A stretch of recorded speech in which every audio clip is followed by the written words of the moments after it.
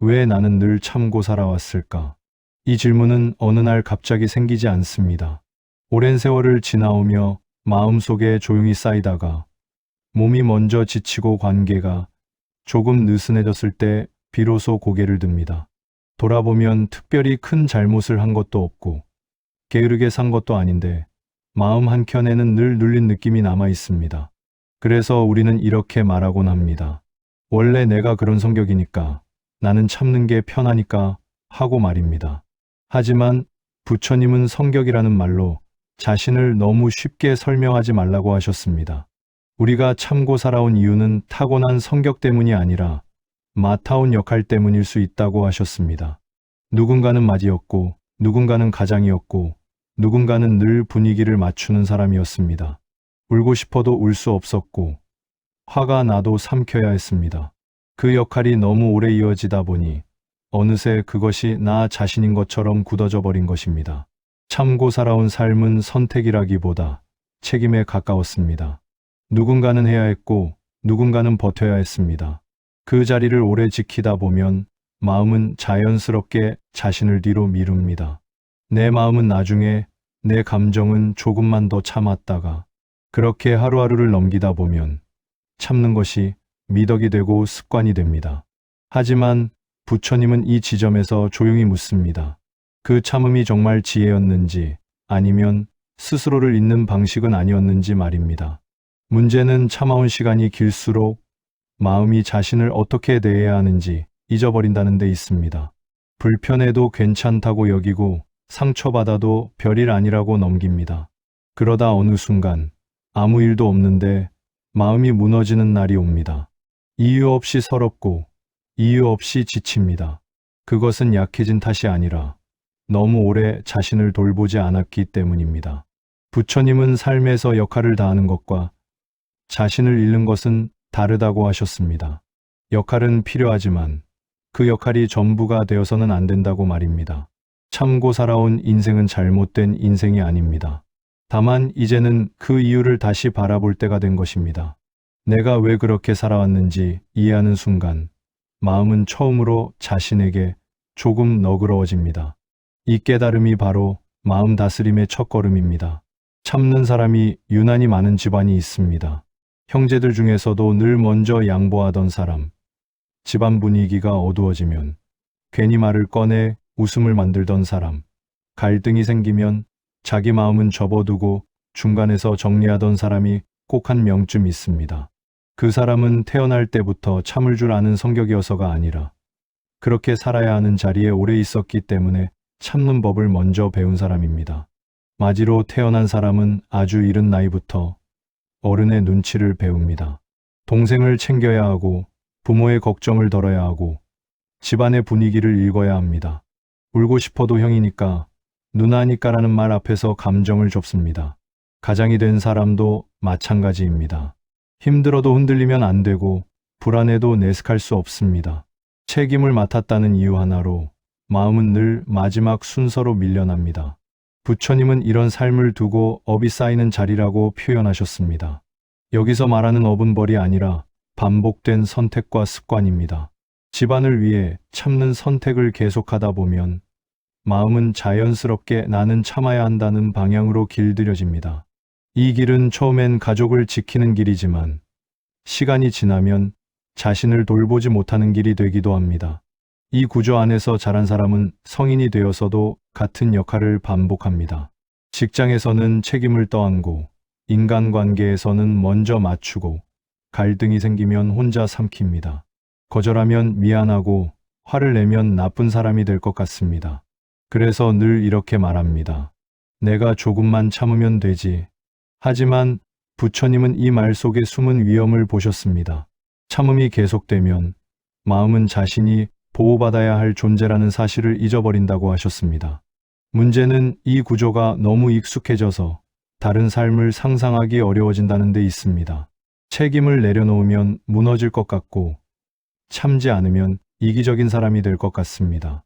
하지만 부처님은 역할을 다하는 것과 자신을 지우는 것은 다르다고 분명히 말씀하셨습니다. 가족을 위하고 책임을 지는 삶이 곧 자기 희생만을 의미하지는 않는다는 뜻입니다. 이제는 이 구조를 탓할 필요도, 자신을 원망할 필요도 없습니다. 다만 알아차리면 됩니다. 내가 참아온 이유가 성격이 아니라 맡아온 자리 때문이었다는 사실을 말입니다. 이 사실을 이해하는 순간 마음은 조금 풀립니다. 나는 원래 약한 사람이어서 참고 산 것이 아니라 오래 책임을 지켜온 사람이었구나. 이 인식이 생길 때 마음은 비로소 자신을 다시 돌볼 준비를 시작합니다. 이렇게 책임 속에서 오래 참고 살아온 사람에게 공통적으로 나타나는 특징이 하나 있습니다. 바로 화를 내는 법을 잊어버렸다는 것입니다. 화가 나지 않는 것이 아니라 화를 느끼는 순간부터 스스로를 단속하는 데 익숙해진 것입니다. 이 정도로 화내면 안 되지. 내가 참아야지. 괜히 분위기만 흐리잖아. 이런 말들이 마음속에서 자동으로 튀어나옵니다. 그러다 보니 화는 밖으로 나오지 못하고 마음 안쪽으로 눌려 쌓이게 됩니다. 부처님은 화 자체를 죄라고 하지 않으셨습니다. 화는 마음이 위협을 느낄 때 자연스럽게 생기는 반응이라고 보셨습니다. 문제는 화가 아니라 화를 느끼는 순간 그것을 잘못된 감정으로 규정하고 밀어내는 태도입니다. 화를 내지 못한 사람은 겉으로는 온화해 보이지만 마음속에서는 늘 긴장 상태로 살아갑니다. 감정을 느끼자마자 억누르는 습관이 몸처럼 굳어있기 때문입니다. 이렇게 억눌린 감정은 사라지지 않습니다. 부처님은 감정은 눌러두면 잠잠해지는 것이 아니라 다른 모습으로 나타난다고 하셨습니다. 이유 없는 피로, 갑작스러운 무기력, 사소한 일에도 가슴이 답답해지는 느낌. 때로는 몸이 먼저 신호를 보내기도 합니다. 소화가 안 되고 잠이 얕아지고 별다른 이유 없이 숨이 막히는 느낌이 드는 것도 마음이 오래 참고 있었다는 증거일 수 있습니다. 화를 내지 못한 사람이 가장 먼저 잃는 것은 관계가 아니라 자기 감각입니다. 지금 내가 불편한지, 이 상황이 나를 해치고 있는지 느끼는 힘을 잃어버립니다. 불편함을 느끼는 순간 이미 스스로를 설득해버리기 때문입니다. 이 정도는 참을 수 있어. 나보다 더 힘든 사람도 많잖아. 이렇게 자신을 달래는 말은 잠시 편할 수 있지만 마음은 점점 자신의 편이 되어주지 않는다고 느끼게 됩니다. 부처님은 수행이란 감정을 없애는 것이 아니라 감정을 있는 그대로 알아차리는 것이라고 하셨습니다. 화가 올라올 때 그것을 곧바로 행동으로 옮기라는 말이 아닙니다. 다만 화가 있다는 사실만큼은 부정하지 말라는 뜻입니다. 아, 지금 화가 있구나. 이 한 문장을 마음속에서 허락하는 것만으로도 억눌렸던 감정은 더 깊이 쌓이지 않습니다. 마음을 다스린다는 것은 더 착해지는 일이 아닙니다. 더 많이 참는 일이 아니라 참아온 마음을 조금 풀어주는 일입니다. 화를 내지 못해 병들어온 마음은 화를 이해하기 시작할 때 비로소 회복의 길로 들어섭니다. 그렇게 마음은 서서히 자신을 지키는 법을 다시 배워갑니다. 화를 억누르며 살아온 마음을 조금 들여다보면 그 안에는 늘 같은 질문이 따라옵니다. 참는 것이 정말 옳은 일이었을까 하는 물음입니다. 우리는 흔히 참음을 미덕이라고 배워왔습니다. 참고 견디는 사람이 성숙한 사람이고 화를 드러내지 않는 사람이 인내심 깊은 사람이라고 여겨왔습니다. 하지만 부처님은 이 지점에서 아주 분명한 구분을 하셨습니다. 모든 참음이 지혜는 아니며 어떤 참음은 집착에서 비롯된 것이라고 말씀하셨습니다. 부처님이 말한 참음은 마음을 다스리는 힘에서 나옵니다. 상황을 분명히 보되 그 상황에 휘둘리지 않는 태도입니다. 감정이 올라오더라도 그 감정에 끌려가 행동하지 않는 것, 그것이 지혜로운 참음입니다. 반면 집착에서 나온 참음은 다릅니다. 버티지 않으면 관계가 깨질 것 같고 참고 있지 않으면 내가 나쁜 사람이 될 것 같아서 억지로 누르는 참음입니다. 이 참음은 마음을 편안하게 하지 않고 오히려 더 조이게 만듭니다. 우리는 종종 이 두 가지를 헷갈립니다. 참아야 한다는 생각이 먼저 앞서고 그 이유를 따져보지 않습니다. 하지만 부처님은 참음의 뿌리를 보라고 하셨습니다. 이 참음이 나를 살리는지 아니면 나를 지치게 만드는지를 살펴보라는 뜻입니다. 참았는데 마음이 고요해진다면 그것은 지혜에 가까운 참음입니다. 반대로 참았는데 마음이 더 답답해지고 억울함이 쌓인다면 그것은 이미 집착으로 기울어진 참음입니다. 잘못된 참음은 늘 조건을 달고 옵니다. 이 사람만큼은 참아야 해. 이 상황에서는 내가 져야 해. 이런 생각이 반복될수록 마음은 점점 자유를 잃습니다. 부처님은 이런 상태를 마음이 스스로를 묶고 있는 모습이라고 표현하셨습니다. 밖에서 누가 묶은 것이 아니라 내가 스스로를 묶고 있다는 뜻입니다. 마음을 다스린다는 것은 참지 말라는 말이 아닙니다. 다만 왜 참고 있는지를 스스로에게 물어보라는 것입니다. 두려움 때문인지, 죄책감 때문인지, 아니면 정말로 지금은 내려놓는 것이 지혜로운 선택인지. 이 질문 하나가 마음의 방향을 바꿉니다. 참음이 집착에서 벗어나는 순간, 마음은 더 이상 자신을 해치지 않습니다. 부처님이 말한 참음은 나를 지우는 방식이 아니라 나를 지키는 태도였습니다. 이제는 무조건 참아야 한다는 오래된 습관에서 한 걸음 물러날 때입니다. 그때 마음은 비로소 무엇을 참아야 하고 무엇은 내려놓아야 하는지를 분별할 힘을 갖게 됩니다. 참음과 집착의 경계를 조금 알게 되면 마음은 또 하나의 질문 앞에 서게 됩니다. 왜 나는 늘 내 마음보다 남을 먼저 생각해 왔을까 하는 물음입니다. 부탁을 받으면 거절이 먼저 떠오르지 않고 상대의 사정을 먼저 헤아리게 되고 내 마음이 상처받아도 괜찮다고 스스로를 설득해왔던 이유 말입니다. 우리는 흔히 이것을 착한 성격, 배려심 많은 성품이라고 불러왔습니다. 부처님은 이 마음을 연민이라고 설명하셨습니다. 연민은 남의 고통을 알아차리는 능력입니다. 문제는 이 연민이 지혜와 함께 가지 못할 때 생깁니다. 지혜 없는 연민은 쉽게 자기 소멸로 이어집니다. 상대의 아픔에는 민감하면서 정작 자신의 고통에는 둔감해지는 삶입니다. 그렇게 살다 보면 마음은 늘 바깥을 향해 있고 안쪽은 비워진 채로 남게 됩니다. 왜 이런 삶을 살아왔을까를 부처님은 업과 인연의 관점에서 바라보셨습니다. 여기서 업은 벌이나 숙명이 아니라 오래 반복해온 마음의 방향입니다. 누군가를 먼저 살피고 먼저 양보하고 먼저 책임지는 선택을 계속해온 마음의 습관입니다. 이 습관은 어느 날 갑자기 생기지 않습니다. 어린 시절부터 관계 속에서, 가족 안에서 그렇게 살아야 했던 인연의 흐름 속에서 만들어집니다. 이런 인연을 가진 사람은 타인의 표정 변화에 유난히 민감합니다. 분위기가 어두워지면 내가 뭔가 잘못했나 돌아보고 누군가 힘들어 보이면 괜히 마음이 불편해집니다. 내 마음이 어떤지 묻기도 전에 이미 남의 마음을 먼저 챙기고 있는 것입니다. 부처님은 이 상태를 마음이 밖에 오래 머문 상태라고 하셨습니다. 마음이 자기 집으로 돌아오지 못하고 늘 떠돌고 있다는 뜻입니다. 마음을 다스린다는 것은 연민을 버리라는 말이 아닙니다. 다만 연민의 방향을 조금 돌리라는 뜻입니다. 남을 살피던 그 마음을 이제는 자신에게도 허락해 주라는 것입니다. 내가 힘든 건 아닌지, 지금 이 선택이 나를 해치고 있지는 않은지 묻는 것부터 시작하면 됩니다. 연민이 나를 포함하는 순간, 그것은 업이 아니라 지혜로 바뀝니다.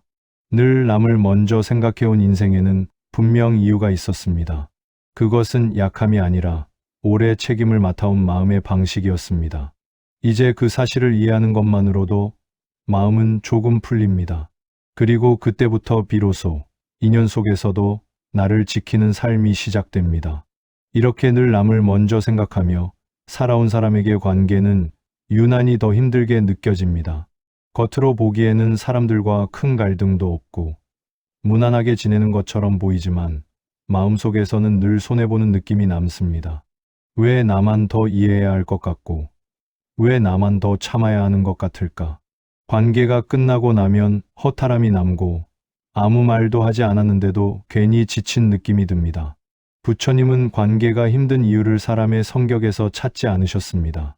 관계 속에서 어떤 자리에 오래 서 있었는지를 보셨습니다. 참고 사는 사람은 관계에서도 늘 같은 자리를 맡습니다. 중간에서 조율하는 사람, 분위기를 맞추는 사람, 불편함을 삼키는 사람입니다. 이 자리는 갈등을 줄여주는 역할을 하지만 동시에 마음을 가장 많이 소모시키는 자리이기도 합니다. 문제는 이 역할이 너무 익숙해지면 관계의 균형이 자연스럽게 무너진다는 데 있습니다. 나는 늘 이해하는 쪽이고 상대는 굳이 설명하지 않아도 되는 쪽이 됩니다. 나는 참는 것이 당연해지고 상대의 불편함은 늘 먼저 고려됩니다. 이렇게 관계가 굳어지면 나의 마음은 점점 관계에서 보이지 않게 됩니다. 부처님은 이 상태를 마음이 관계 속에서 사라지는 모습이라고 표현하셨습니다. 참고 사는 사람은 관계에서 화를 내는 대신 거리를 두는 법도 잘 모릅니다. 불편해도 웃고 넘기고 상처받아도 괜찮은 척합니다. 그러다 마음이 한계에 이르면 갑자기 모든 관계가 버거워집니다. 아무도 나를 이해해 주지 않는 것 같고 혼자가 된 것처럼 느껴집니다. 하지만 부처님은 이 외로움이 타인의 무관심 때문만은 아니라고 하셨습니다. 스스로의 마음을 관계 안에서 너무 오래 숨겨왔기 때문이라고 하셨습니다. 마음을 다스린다는 것은 관계를 끊으라는 말이 아닙니다. 다만 관계 안에서 나의 마음도 같은 자리에 놓아보라는 뜻입니다. 불편할 때 불편하다고 느끼는 것, 괜찮지 않을 때 괜찮지 않다고 인정하는 것. 이 작은 변화가 관계의 구조를 바꿉니다. 관계는 늘 주고받는 흐름 속에서 유지되기 때문입니다. 참고 살아온 사람이 관계에서 손해를 보는 이유는 착해서가 아니라 자기 마음을 너무 뒤로 밀어왔기 때문입니다. 이 사실을 이해하는 순간 관계를 대하는 마음도 조금 달라집니다. 이제는 나를 잃지 않는 관계를 선택해도 괜찮다는 허락이 생깁니다. 그 허락이 생길 때 관계는 더 이상 일방적인 짐이 아니라 함께 숨쉬는 자리가 됩니다. 관계가 힘들어질수록 마음속에서는 늘 같은 말이 올라옵니다. 그래도 내가 참아야지. 이 말은 겉으로 보면 성숙한 결심처럼 보입니다. 갈등을 키우지 않겠다는 의지 같고 관계를 지키려는 배려처럼 들립니다. 그래서 우리는 이 말을 스스로에게 자주 허락합니다. 하지만 부처님은 이 말이 반복될수록 마음이 점점 자신을 부정하는 방향으로 기울 수 있다고 하셨습니다. 내가 참아야지라는 말의 바닥에는 죄책감이 깔려 있는 경우가 많습니다. 내가 화를 내면 상대가 상처받을까봐, 내가 불편함을 말하면 관계가 깨질까봐, 내가 나를 먼저 생각하면 이기적인 사람이 될까봐 두려워합니다. 그래서 마음은 선택합니다. 나를 조금 접고, 나를 조금 숨기고, 나를 조금 미루는 쪽을 말입니다. 이 선택이 한두 번이면 배려가 되지만 오랫동안 반복되면 자기 부정이 됩니다. 부처님은 죄책감으로 유지되는 평온은 오래가지 않는다고 하셨습니다. 겉으로는 조용하지만 마음속에서는 늘 자신을 신문하게 되기 때문입니다. 내가 이 정도는 참아야 하는 사람인가? 나는 늘 양보해야 하는 존재인가? 이런 질문이 쌓일수록 마음은 자신을 낮은 자리에 고정시킵니다. 그러다 보면 누군가 나를 가볍게 대해도 스스로 그 자리를 받아들이게 됩니다. 자기 부정은 소리를 내지 않습니다. 그래서 더 위험합니다. 화를 내는 대신 스스로를 설득하고 불만을 말하는 대신 합리화합니다. 괜찮아. 원래 인생은 이런 거야. 하지만 마음은 알고 있습니다. 정말 괜찮지 않다는 것을요. 부처님은 이때의 고통을 말 없는 괴로움이라고 하셨습니다. 밖으로 드러나지 않지만 안에서는 계속 마음을 닳게 만드는 고통입니다. 마음을 다스린다는 것은 내가 참아야지라는 말을 아예 하지 말라는 뜻이 아닙니다. 다만 그 말이 어디에서 나왔는지를 살펴보라는 뜻입니다. 사랑에서 나온 참음인지, 두려움에서 나온 참음인지, 죄책감에서 나온 선택인지 말입니다. 그 뿌리를 보는 순간 마음은 자동으로 자신을 벌주지 않게 됩니다. 참아온 인생은 잘못이 아닙니다. 그러나 계속해서 자신을 부정하며 참아야 할 이유도 없습니다. 이제는 이렇게 말해도 괜찮습니다. 이번에는 내가 나를 지켜도 된다고. 이 한 문장이 죄책감으로 굳어있던 마음을 조금 느슨하게 풀어줍니다. 그리고 그때부터 마음은 더 이상 자신을 희생시키지 않는 방향으로 천천히 돌아서기 시작합니다. 오랫동안 참고 살아온 사람일수록 자비라는 말에 익숙합니다. 남을 이해하고 용서하고 먼저 양보하는 것이 옳은 삶이라고 배워왔기 때문입니다. 그래서 부처님을 떠올리면 자비의 이미지를 가장 먼저 떠올립니다. 하지만 경전을 조금만 들여다보면 부처님은 자비보다 먼저 지혜를 이야기하셨다는 사실을 알게 됩니다. 이것은 우연이 아니라 분명한 이유가 있는 선택이었습니다. 부처님이 말한 자비는 감정에서 출발하지 않습니다. 지혜에서 나옵니다. 왜냐하면 지혜 없이 행해지는 자비는 쉽게 희생으로 변하기 때문입니다. 상대를 돕는다고 하면서도 마음속에서는 억울함이 쌓이고 이해한다고 하면서도 스스로를 계속 깎아내리게 됩니다. 부처님은 이런 자비를 참된 자비라고 부르지 않으셨습니다. 그것은 집착과 두려움이 섞인 연민에 가깝다고 보셨습니다. 무조건적인 희생은 겉으로는 아름다워 보일 수 있습니다. 하지만 그 희생이 반복될수록 마음은 점점 마르게 됩니다. 부처님은 마른 마음으로는 아무도 오래 살릴 수 없다고 하셨습니다. 자기 자신을 돌보지 못하는 사람은 결국 남에게 주는 것마저 지치게 되고 관계는 의무가 됩니다.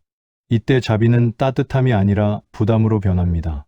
그래서 부처님은 먼저 지혜를 보라고 하셨습니다.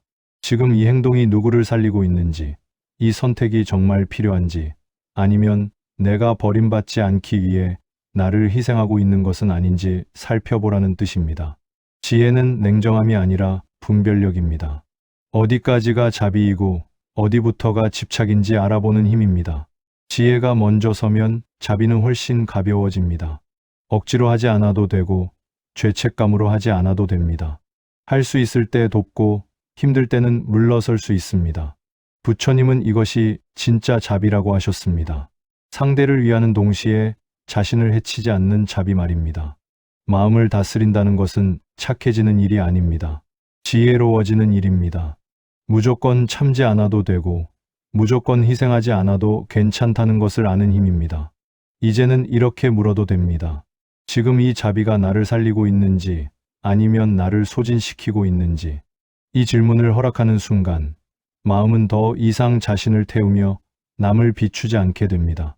이쯤 오면 마음속에 이런 생각이 스칩니다. 그렇다면 내가 그동안 참고 살아온 시간들은 다 무엇이었을까? 너무 많이 참고 너무 많이 양보하고 너무 오래 나를 뒤로 밀어온 건 아닐까 하는 허무한 말입니다. 부처님은 이런 마음을 외면하지 않으셨습니다. 오히려 분명하게 말씀하셨습니다. 그 시간들은 사라진 것이 아니라 그대로 남아있다고요. 부처님이 말한 업은 흔히 우리가 생각하는 벌이나 숙명이 아닙니다. 업은 반복된 마음의 방향입니다. 그런데 중요한 것은 그 반복이 모두 같은 결과를 낳지는 않는다는 점입니다. 같은 참음이라도 어떤 마음으로 참았는지에 따라 남는 것이 달라진다고 하셨습니다. 두려움에서 나온 참음은 고통의 업이 되지만 책임과 인내에서 나온 참음은 공덕으로 남는다고 하셨습니다. 당신이 그동안 참아온 시간들을 돌아보면 그 안에는 분명 이유가 있었습니다. 가족을 지키기 위해서였고, 삶을 버티기 위해서였고, 누군가 무너지지 않게 하기 위해서였을지도 모릅니다. 그것이 늘 완벽한 선택은 아니었을지라도 그 마음이 이기심에서 나온 것은 아니었습니다. 부처님은 바로 이 지점을 보셨습니다. 결과보다 마음의 방향을 보셨습니다. 참아온 시간은 당신을 약하게 만들지 않았습니다. 오히려 그 시간 속에서 인내하는 힘, 상황을 견디는 힘, 타인의 아픔을 이해하는 깊이가 쌓였습니다. 다만 그 공덕을 이제까지 남에게만 써왔을 뿐입니다. 부처님은 공덕은 나누어 써도 줄지 않지만 자신에게도 써야 한다고 하셨습니다. 그래야 삶이 균형을 찾기 때문입니다. 이제 마음을 다스린다는 것은 과거를 부정하는 일이 아닙니다. 참아온 시간을 실패로 규정하는 것도 아닙니다. 그 시간들이 있었기에 지금의 내가 여기까지 왔다는 사실을 인정하는 일입니다. 그 순간 허무함은 존중으로 바뀝니다. 나는 헛되이 살지 않았다는 감각이 마음을 지탱해 줍니다. 참아온 시간은 이미 당신의 안에 남아 있습니다. 그것은 업이 아니라 공덕으로, 상처가 아니라 깊이로 남아 있습니다. 이제 그 공덕을 나를 지키는데 써도 괜찮습니다.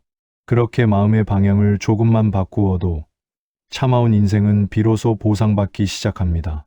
참아온 시간이 공덕으로 남아있다는 것을 조금 받아들이게 되면 마음은 새로운 갈림길 앞에 서게 됩니다. 이제는 참지 않아도 되는 나이가 되었다는 사실입니다. 이 말은 더 이상 책임질 것이 없다는 뜻도 아니고 모든 걸 내려놓아도 된다는 말도 아닙니다. 다만 인생의 방향을 다시 조정해도 괜찮은 시점에 와 있다는 의미입니다. 젊을 때의 참음은 생존과 연결되어 있었습니다. 가족을 먹여 살려야 했고 자리를 지켜야 했고 물러설 수 없는 상황이 많았습니다. 그때의 참음은 선택이라기보다 조건이었습니다. 하지만 지금은 다릅니다. 삶의 기반은 어느 정도 만들어졌고 관계의 윤곽도 드러났습니다. 이 나이에까지 무조건 참아야 할 이유는 더 이상 많지 않습니다. 부처님은 바로 이 시기를 마음의 전환점이라고 보셨습니다. 노년의 삶에서 가장 중요한 것은 더 견디는 힘이 아니라 무엇을 내려놓을지 아는 지혜입니다. 부처님은 나이가 들수록 참음의 방향을 바꾸라고 하셨습니다. 남을 위해 참던 마음을 이제는 스스로를 위해 쓰라는 뜻입니다. 불편한 자리를 억지로 지키지 않아도 되고 마음을 상하게 하는 관계를 끝까지 품고 갈 필요도 없습니다. 이제는 화를 내지 않는 것이 아니라 화날 자리를 선택하지 않는 지혜가 필요합니다. 마음을 다치게 하는 상황에서 물러나는 것도 도망이 아니라 선택입니다. 부처님은 이것을 회피가 아니라 알아차림이라고 하셨습니다. 나를 해치는 자리에서 한 발 물러설 줄 아는 것이야말로 깊어진 마음의 증거라고 보셨습니다. 참지 않아도 된다는 말은 이기적으로 살라는 뜻이 아닙니다. 오히려 불필요한 희생을 줄이겠다는 선언에 가깝습니다. 그래야 남은 시간 동안의 삶이 무너지지 않습니다. 노년의 마음은 이제 증명할 필요가 없습니다. 잘 살았다는 것을 보여줄 필요도 없습니다. 그저 편안하면 충분합니다. 이제는 이렇게 말해도 괜찮습니다. 나는 이미 충분히 해왔다고, 그리고 이제는 나를 조금 덜 힘들게 살아도 된다고. 이 한 문장을 마음에 들여놓는 순간 인생은 또 다른 계절로 넘어갑니다. 참아온 삶의 다음 장은 견딤이 아니라 평온으로 써도 되는 시간입니다. 이제 참지 않아도 되는 나이라는 말이 마음에 조금 익숙해지면 그동안 외면해왔던 감정 하나가 떠오릅니다. 바로 분노입니다. 우리는 화를 내는 것을 나쁜 일로 배워왔습니다. 특히 참고 살아온 사람일수록 화는 금기처럼 여겨졌습니다. 화를 내면 인격이 부족한 것 같고 마음 수양이 덜 된 것 같다는 생각이 먼저 들었습니다. 그래서 분노는 늘 죄처럼 마음속에 숨겨졌습니다. 하지만 부처님은 분노 자체를 죄로 보지 않으셨습니다. 분노는 자연스럽게 일어나는 마음의 반응이라고 하셨습니다. 부당함을 느낄 때, 선을 넘는 상황을 만났을 때 마음이 스스로를 보호하려고 보내는 신호라고 보셨습니다. 문제는 분노가 아니라 그 분노를 어떻게 다루느냐였습니다. 억눌러 쌓아두면 마음을 병들게 하고 무작정 터뜨리면 관계를 해치게 됩니다. 그래서 부처님은 분노를 없애려 하지 말고 알아차리라고 하셨습니다. 화가 올라오는 순간 이 화가 무엇을 지키려 하는지 살펴보라는 뜻입니다. 지금 이 화는 무시당했다는 감정에서 나온 것인지 경계를 넘었다는 느낌에서 온 것인지, 이렇게 분노의 뿌리를 바라보는 순간 화는 폭발이 아니라 메시지가 됩니다.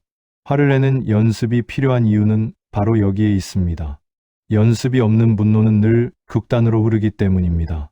평소에 감정을 눌러온 사람은 어느 순간 작은 자극에도 크게 터지거나 반대로 끝까지 말하지 못하고 마음속에서만 자신을 태웁니다. 화를 내는 연습이란 소리를 높이라는 말이 아닙니다. 불편함을 말로 표현하는 연습, 경계를 분명히 하는 연습입니다. 부처님은 바른 말의 중요성을 강조하셨습니다. 공격하지 않되 숨기지도 않는 말, 상대를 무너뜨리지 않되 나를 지키는 말입니다. 이런 말은 분노를 죄로 여기지 않을 때 나옵니다. 화가 나도 괜찮다는 허락이 있어야 화를 지혜롭게 다룰 수 있습니다. 마음을 다스린다는 것은 화를 없애는 일이 아닙니다. 화에 끌려가지 않는 힘을 기르는 일입니다. 이제는 분노를 두려워하지 않아도 됩니다. 그 분노는 당신이 아직 자신을 지키고 있다는 증거이기 때문입니다. 제대로 다루어진 화는 마음을 망치지 않습니다. 오히려 오래 참아온 마음을 회복시키는 시작이 됩니다. 화를 죄처럼 여기지 않고 바라보기 시작하면 그 다음으로 자연스럽게 떠오르는 장면이 있습니다. 그동안 왜 그렇게까지 사람을 놓지 못했는가 하는 질문입니다. 많은 경우 참고 살아온 인생의 중심에는 늘 누군가가 있었습니다. 가족이었고 오래된 인연이었고 쉽게 끊어낼 수 없다고 여겨졌던 관계였습니다. 그래서 마음이 힘들어도 관계를 먼저 살피고 나 자신은 늘 뒤로 밀어두었습니다. 부처님은 인연을 소중히 여기셨지만 모든 인연을 끝까지 붙잡아야 한다고는 말씀하지 않으셨습니다. 오히려 인연에도 때가 있다고 하셨습니다. 시작이 있으면 끝도 있고 이어짐이 있으면 노임도 있다는 것이 인연의 이치라고 보셨습니다. 그런데 우리는 이 끝을 실패로 여기며 두려워합니다. 놓으면 내가 나쁜 사람이 되는 것 같고 버림받은 것처럼 느껴지기 때문입니다. 사람을 놓지 못해 참고 사는 삶은 겉으로는 관계를 지키는 것처럼 보이지만 속으로는 자신을 조금씩 닳게 합니다. 마음은 늘 긴장하고 말은 줄어들고 감정은 속으로만 흐릅니다. 부처님은 이런 상태를 인연을 품은 것이 아니라 인연에 매여 있는 상태라고 하셨습니다. 인연이 나를 살리는지 아니면 나를 소모시키는지 살펴보라고 하셨습니다. 인연이 끝나가고 있다는 신호는 분명합니다. 함께 있어도 마음이 쉬지 않고 말하지 않아도 통하던 것이 오히려 더 멀게 느껴질 때입니다. 노력해도 나만 애쓰는 느낌이 들고 관계가 기쁨이 아니라 의무가 되었을 때입니다. 부처님은 이때 억지로 붙잡지 말라고 하셨습니다. 억지로 이어진 인연은 자비가 아니라 집착이 되기 때문입니다. 인연을 놓는다는 것은 미워하는 것이 아닙니다. 그동안의 시간을 부정하는 것도 아닙니다. 다만 이제 이 인연이 맡은 역할을 다했다는 것을 인정하는 일입니다. 부처님은 이를 원망이 아닌 감사로 마무리할 수 있을 때 그 인연은 비로소 공덕으로 남는다고 하셨습니다. 마음을 다스린다는 것은 사람을 잃지 않기 위해 자신을 잃지 않는 선택입니다. 이제는 사람을 놓지 못해 참고 살 필요는 없습니다. 인연이 끝날 때를 알아차릴 수 있는 지혜가 생겼다면 그것만으로도 마음은 한층 가벼워집니다. 그렇게 마음은 억지로 이어온 관계에서 조용히 빠져나올 힘을 얻게 됩니다. 사람을 놓지 못해 참고 살아온 인생을 조금 이해하게 되면 마음은 이제 질문을 바깥이 아니라 안쪽으로 돌리기 시작합니다. 그렇다면 나는 앞으로 어떻게 살아야 할까? 갑자기 모든 것을 바꾸기는 어렵고 이제 와서 전혀 다른 사람이 되기도 쉽지 않습니다. 부처님은 이럴 때 큰 결심보다 작은 연습 하나를 권하셨습니다. 참는 삶에서 내려오는 첫 번째 연습은 아주 사소한 데서 시작된다고 하셨습니다. 가장 먼저 살펴볼 것은 말입니다. 참고 살아온 사람일수록 하고 싶은 말을 삼키는 데 익숙합니다. 불편해도 괜찮다고 말하고 속상해도 웃으며 넘깁니다. 하지만 부처님은 말하지 않음이 늘 지혜는 아니라고 하셨습니다. 말은 줄이되 사라지게 하지 말라고 하셨습니다. 꼭 설명하지 않아도 되지만 꼭 숨길 필요도 없다는 뜻입니다. 지금은 힘들다는 말, 이건 조금 불편하다는 말 정도는 내뱉을 수 있어야 마음이 자신을 버리지 않습니다. 두 번째 연습은 거리입니다. 모든 관계에 같은 거리를 유지할 필요는 없습니다. 부처님은 가까워야 할 인연과 한 발 물러서야 할 인연을 구분할 줄 아는 것이 지혜라고 하셨습니다. 늘 참고 견디게 만드는 사람 곁에서는 마음이 자주 닳습니다. 물리적인 거리든 마음의 거리든 조금 물러서는 것만으로도 마음은 숨을 쉽니다. 거리를 둔다고 해서 정이 사라지는 것은 아닙니다. 오히려 관계를 오래 유지하는 방법이 되기도 합니다. 세 번째는 기대를 내려놓는 연습입니다. 참고 살아온 사람은 관계 속에서 기대도 큽니다. 이만큼 했으니 알아주겠지, 이 정도면 이해해주겠지. 하지만 기대는 말하지 않는 요구가 되고 요구는 실망으로 돌아옵니다. 부처님은 기대를 내려놓을수록 마음은 자유로워진다고 하셨습니다. 상대를 있는 그대로 두고 나 역시 있는 그대로 인정하는 연습입니다. 이 세 가지는 거창하지 않습니다. 말 한마디를 조금 덜 삼키고 한 발짝 물러서고 마음속 계산을 하나 내려놓는 것뿐입니다. 하지만 이 작은 연습들이 쌓이면 참는 삶의 방향은 서서히 바뀝니다. 더 이상 자신을 억누르지 않게 되고 관계 속에서도 숨을 쉴 수 있게 됩니다.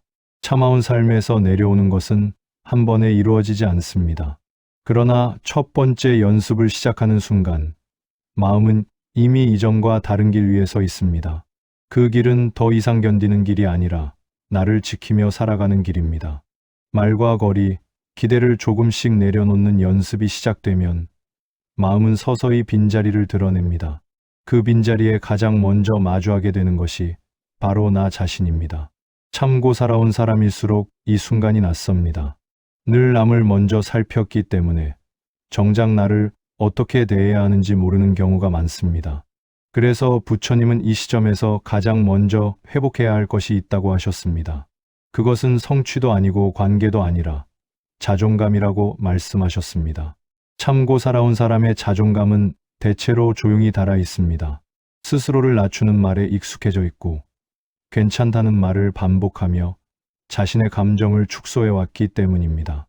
나는 원래 이 정도지, 이 정도면 참을 만하지.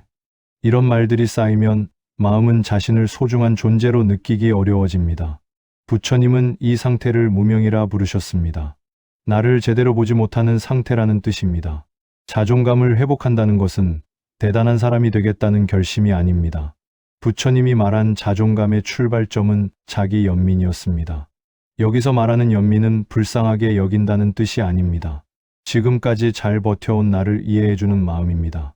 그동안 왜 그렇게 참을 수밖에 없었는지, 왜 쉽게 내려놓지 못했는지를 비난하지 않고 바라보는 태도입니다. 참고 살아온 인생에는 늘 이유가 있었습니다. 상황이 있었고, 책임이 있었고, 선택지가 많지 않았던 시간들이 있었습니다. 그 사실을 인정해주지 않으면 마음은 계속 스스로를 탓합니다. 부처님은 스스로에게 자비를 베풀지 못하는 사람은 진정한 평온에 이를 수 없다고 하셨습니다. 남에게만 연민을 쓰고 자신에게는 쓰지 않는 것은 지혜롭지 못하다고 보셨습니다. 자기 연민은 이렇게 시작할 수 있습니다. 오늘 하루를 돌아보며 그때의 나에게 이렇게 말해주는 것입니다. 그때의 너는 그만큼 최선을 다했어. 이 한 문장은 마음을 무르게 만들지 않습니다. 오히려 마음을 단단하게 합니다. 자신을 이해받는 경험은 자존감의 뿌리가 되기 때문입니다. 마음을 다스린다는 것은 나를 꾸짖는 삶에서 나를 돌보는 삶으로 방향을 바꾸는 일입니다. 참고 살아온 사람이 가장 먼저 회복해야 할 것은 바로 이 자기 편이 되어주는 마음입니다. 그 마음이 돌아오는 순간 인생은 더 이상 견디는 시간이 아니라 살아볼 만한 시간이 됩니다. 자존감을 조금씩 회복하기 시작하면 마음은 마지막으로 한 질문 앞에 서게 됩니다. 그래서 내 인생은 무엇이었을까? 나는 잘 살아온 걸까 하는 질문입니다. 참고 견디며 살아온 시간이 길수록 이 질문은 더 무겁게 느껴집니다. 남들처럼 화려하지도 않았고 하고 싶은 말을 다 하며 살지도 못했기 때문입니다. 그래서 마음 한켠에는 늘 이런 생각이 남아 있습니다. 내 인생은 어쩌면 실패였던 건 아닐까? 부처님은 이 질문 앞에서 아주 분명하게 말씀하셨습니다. 인생을 결과로만 판단하지 말라고 하셨습니다. 무엇을 얻었는지, 얼마나 누렸는지가 아니라 어떤 마음으로 그 시간을 건너왔는지를 보라고 하셨습니다. 참고 살아온 삶은 결코 공허한 시간이 아니었습니다. 그 안에는 책임이 있었고, 지켜야 할 인연이 있었고, 무너지지 않기 위해 스스로를 붙들던 의지가 있었습니다. 우리는 늘 더 잘 살지 못한 선택만 떠올립니다. 그때 그렇게만 하지 않았어도 조금만 더 욕심을 냈더라면 하는 생각 말입니다.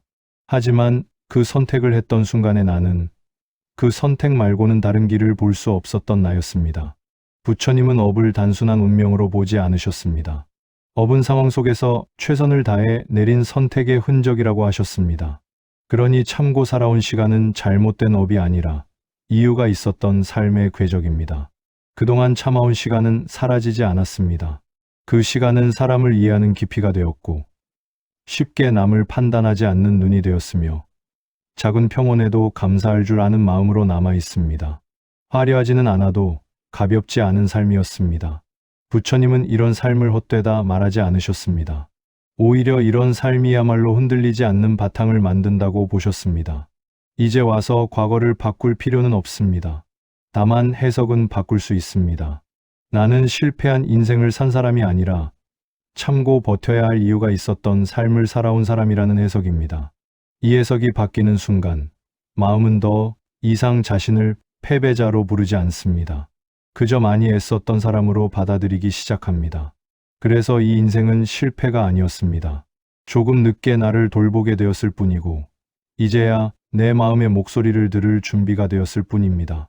부처님은 깨달음은 언제 와도 늦지 않다고 하셨습니다. 지금 이 순간 내 삶을 이해하게 되었다면 그 자체로 충분하다고 말입니다. 그렇게 마음은 마지막으로 이렇게 말할 수 있게 됩니다. 나는 잘못 살아온 것이 아니라 그렇게 살아올 수밖에 없었던 인생을 살아온 것이었다고. 여기까지 긴 이야기를 따라와 주셔서 정말 고맙습니다. 이 이야기가 끝났다고 해서 갑자기 삶이 달라지지는 않을 것입니다. 여전히 참아야 할 순간도 오고 마음이 흔들리는 날도 있을 겁니다. 하지만 한 가지는 분명히 달라졌을지도 모릅니다. 적어도 이제는 스스로에게 이렇게 묻지 않아도 됩니다. 왜 나는 이렇게 살아왔을까? 왜 나는 늘 참고만 살아왔을까 하고 말입니다. 이제는 알게 되었기 때문입니다. 그 삶에는 이유가 있었고 그 선택에는 사정이 있었으며 그 참음에는 나름의 지혜가 담겨 있었다는 것을 말입니다. 부처님이 말씀하신 마음 다스림은 삶을 다시 고치라는 명령이 아니었습니다. 이미 지나온 시간을 이해하라는 초대에 가까웠습니다. 이해는 비난을 멈추게 하고 비난이 멈추면 마음은 비로소 쉴 수 있습니다. 이제 남은 시간은 다르게 살아도 괜찮습니다. 더 이상 자신을 증명하지 않아도 되고 모두를 만족시키지 않아도 됩니다. 마음이 불편한 자리를 조용히 떠나도 되고 굳이 설명하지 않아도 괜찮습니다. 참는 것이 미덕이던 시대를 지나 이제는 나를 지키는 것이 지혜가 되는 시기에 와 있습니다. 오늘 이 이야기가 당장 큰 결심을 만들지 않아도 괜찮습니다. 다만 마음 한켠에 이런 문장 하나만 남아도 충분합니다. 나는 이미 충분히 애써왔다는 말. 이제는 나를 조금 덜 힘들게 살아도 된다는 말입니다. 이 문장이 당신의 하루를 아주 조금이라도 가볍게 해준다면 이 이야기는 제 역할을 다한 것입니다. 삶은 끝까지 평가받아야 할 시험이 아닙니다. 때로는 그냥 지나온 길을 돌아보고 고개를 끄덕여주는 것으로도 충분합니다. 오늘 이 자리에서 당신이 스스로에게 그만큼의 인정만 해주신다면 그것이 바로 마음이 한 단계 내려앉는 순간일지도 모릅니다. 여기까지 함께 해주셔서 다시 한번 감사드립니다. 당신의 남은 시간들이 지금보다 조금 더 편안해지기를 진심으로 바랍니다.